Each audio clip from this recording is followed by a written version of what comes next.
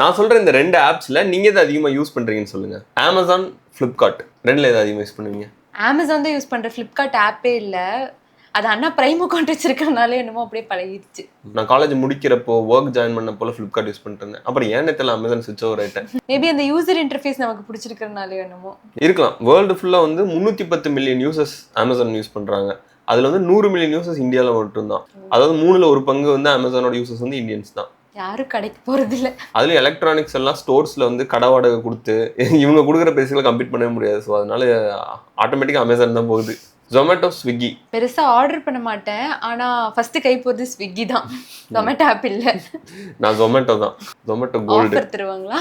தெரியல ஆஃபர்ல தெரியல லாயல்ட்டி. யூடியூபா இன்ஸ்டாகிராமா? யூடியூப். அதுல ரெண்டும் கிடைக்கும்.